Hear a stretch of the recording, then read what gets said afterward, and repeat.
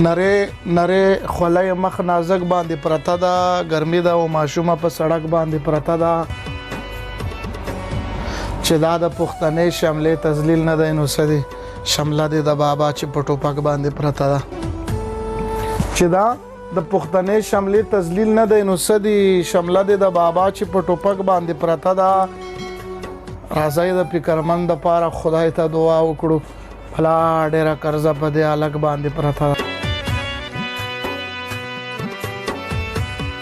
سلامونه، مینه او احترامات مې ومنئ ګرانو ملګرو. ستاسو ورور ستاسو ملګری بسم الله خان فکرمند یم د خپل فیسبوک اپیشل پاڼې پیج نه.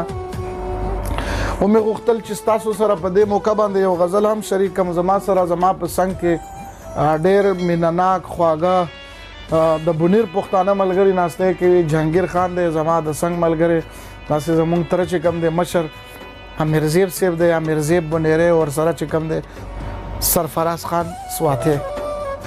په دې موقع دا غزل در سره شریکوم. ډېر ملګري یې غواړي په دې که زه جوړېږم د ارمان د چا دپاره، په دې که زه جوړېږم د ارمان د چا دپاره، سل زل به ورته ونیسم خپل ځان د چا دپاره. ماشومه په سل شوي دي په شل باندې یو څه کوم په دې بنګړیو کې تاوان د چا دپاره. مننه. ماشومه په سل شوي دي په شل باندې یو څه کوم په دې بنګړیو کې تاوان د چا دپاره. زرګره مزدورکار یم ګزاره را سره وکړه، زرګره درنه اخلم یو پیزوان د چا دپاره. زرګره مزدورکار یم ګزاره را سره وکړه، زرګره درنه اخلم یو پیزوان د چا دپاره. اوس داسې زمانه ده چې هر خوا نفسي نفسي ده، اوس داسې زمانه ده چې هر خوا نفسي نفسي ده. زه بیا هم قتلوم خپل ارمان د چا دپاره. جهانګیر صاحب بل وګوره ملک صاحب د دروغو ګواهله، زه نشم خرڅولی خپل ایمان د چا دپاره. مننه. بل وګوره ملک صاحب د دروغو ګواهله، زه نشم خرڅولی خپل ایمان د چا دپاره.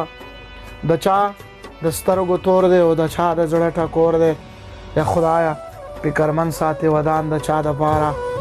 په دې که زه جوړېږم د ارمان د چا دپاره، سل زل به ورته ونیسم خپل ځان د چا دپاره. بل وګوره ملک صاحب د دروغو ګواهله، زه نشم خرڅولی خپل ایمان د چا دپاره.